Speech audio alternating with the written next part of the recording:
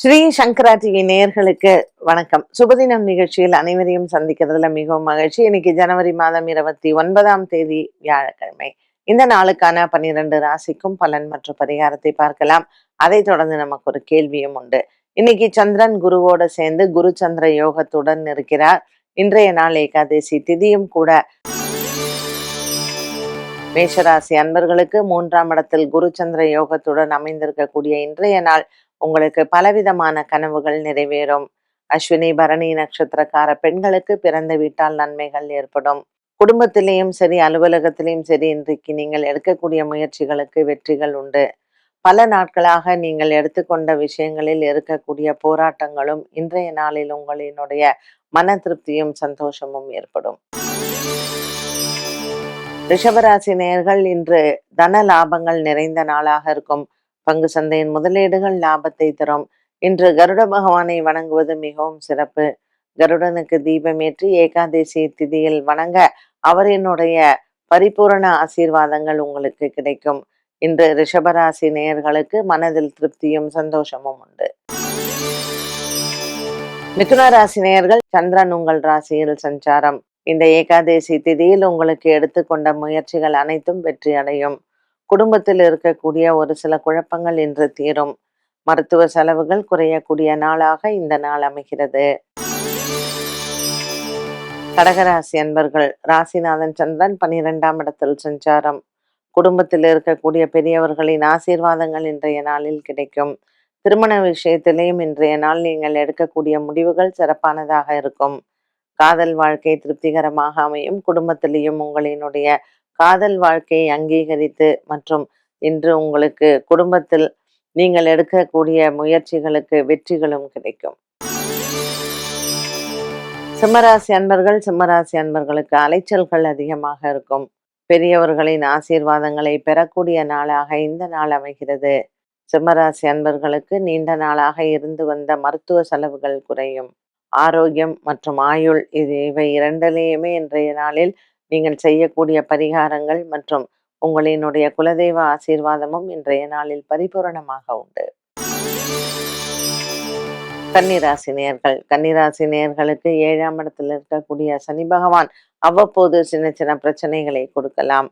உடன் பிறந்த சகோதர சகோதரிகளால் இன்று உங்களுக்கு நல்ல ஒரு மன நிறைவு உண்டு.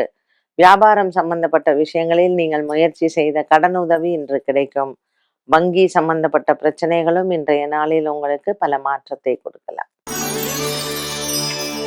துலாம் ராசி அன்பர்களுக்கு இன்று மனதில் இருக்கக்கூடிய ஒரு சில குழப்பங்களுக்கு நல்ல விடை கிடைக்கும். இன்று சுவாதி மற்றும் விசாக நட்சத்திரக்காரர்களுக்கு சந்திராஷ்டம தினமாக அமைகிறது.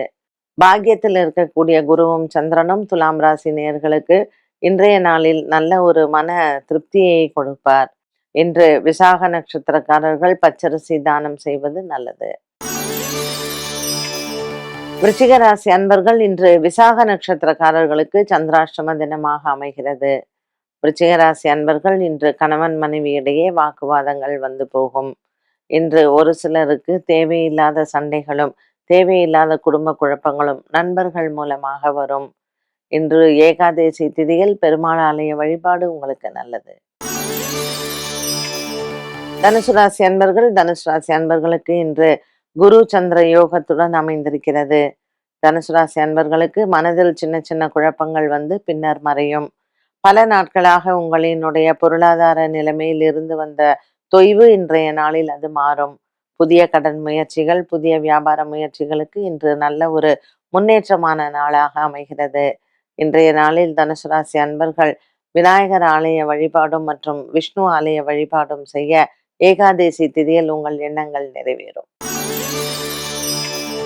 மகர ராசி அன்பர்களுக்கு அலைச்சல்கள் அதிகமாக இருக்கும்.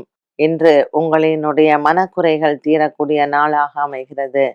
ராசியில் இருக்கக்கூடிய கிரக சேர்க்கைகள் ஒரு சில மனக்குழப்பங்களிலிருந்து உங்களுக்கு விடுதலை கிடைக்கும். புத பகவானின் சஞ்சாரம் ராகுவுடன் சேர்ந்து இருப்பதனால் இன்றைய நாளில் இந்த புதனினுடைய மாற்றம் மகர ராசி நேயர்களுக்கு மனதளவில் ஒரு தைரியத்தையும் உற்சாகத்தையும் கொடுக்கும். கும்பராசி நேயர்கள் புதன் ராகுவினுடைய சஞ்சாரத்தில் கும்பராசி நேயர்களுக்கு சற்று மன தடுமாற்றங்கள் ஏற்படலாம். இன்று பிள்ளைகளால் உங்களுக்கு நல்ல ஒரு மாற்றங்கள் வர வாய்ப்புகள் உண்டு. 5ஆம் இடத்துல இருக்கக்கூடிய குரு மற்றும் சந்திரனின் சஞ்சாரம் பிள்ளைகளால் உங்களுக்கு நல்ல ஒரு முன்னேற்றம் கிடைக்கும். கும்பராசி நேயர்களுக்கு இன்று உடன் பிறந்த சகோதர சகோதரிகளால் சற்று பிரச்சனைகள் வந்து பின்பு மறையும். மீனராசி நேயர்களுக்கு இன்று லாபத்தில் இருக்கக்கூடிய கிரக சஞ்சாரங்கள் நல்ல ஒரு முன்னேற்றத்தை கொடுக்கும். குடும்ப ரீதியாக இருக்கக்கூடிய பிரச்சனைகளுக்கு வழி பிறக்கும்.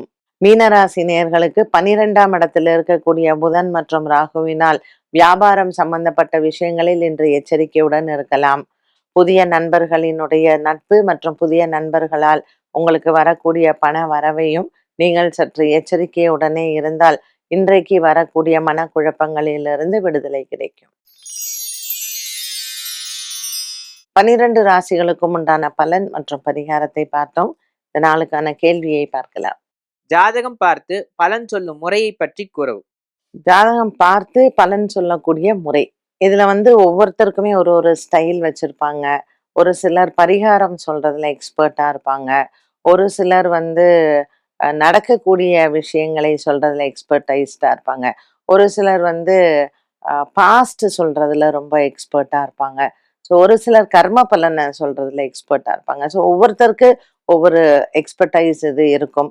பட் வரக்கூடிய மக்கள் அந்த ஜாதகத்தை கொண்டாந்து கொடுக்குறாங்க இல்லையா, அவங்களுக்கு எக்ஸ்பெக்டேஷன்ஸ் நிறைய இருக்கும். அவங்களுக்கு சாதகமாகவே எல்லாம் சொல்லணும் அப்படின்னு நினைப்பாங்க. பட் எல்லா ஜாதகத்திலையும் அவங்களுக்கு சாதகமான பதில்கள் கிடைக்காது. அப்படி இருக்கும்போது அவங்க அதை அக்செப்ட் பண்ணிக்கணும். பட் நிறைய பேருக்கு அந்த அக்செப்டன்ஸ் வந்து வராது. அதுவும் குறிப்பா திருமண விஷயத்துல சொல்லும் பொழுது பெற்றோர்களுக்கு வந்து எல்லாருக்குமே பிள்ளைகளினுடைய வாழ்க்கை நல்லா இருக்கணும்னு தான் நினைப்பாங்க. எந்த பெற்றவங்களும் வந்து பசங்க வாழ்க்கை நல்லா இருக்க கூடாதுன்னு நினைக்க மாட்டாங்க. பட் ஜோதிடர்கள் வந்து உங்க குழந்தைக்கு திருமண விஷயத்துல கொஞ்சம் அட்ஜஸ்ட் பண்ணிக்கோங்க, இல்ல காம்ப்ரமைஸ் பண்ணிக்கோங்க, நீங்க இந்த மாதிரியான வரன் தான் வரும், அதை நீங்க கொஞ்சம் அட்ஜஸ்ட் பண்ணி இப்பவே பண்ணுங்க அப்படின்னு இலைமறைவு காய்மறைவா சொல்லுவாங்க. ஆனால் அதை அவங்க ஏத்துக்கவே மாட்டாங்க. கடைசியில 40 வயசு வரைக்கும் வெயிட் பண்ணிட்டு 40 வயசுக்கு அந்த காம்ப்ரமைஸை பண்ணுவாங்க. ஸோ கொஞ்சம் இந்த எக்ஸ்பெக்டேஷன்ஸை குறைச்சிக்கலாம்.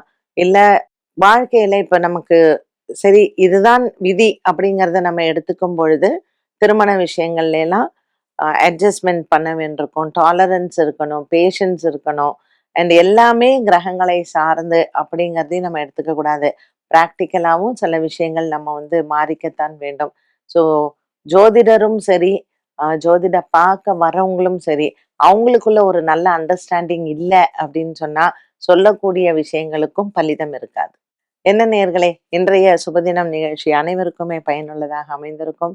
மீண்டும் சந்திக்கும் வரை நன்றி, வணக்கம்.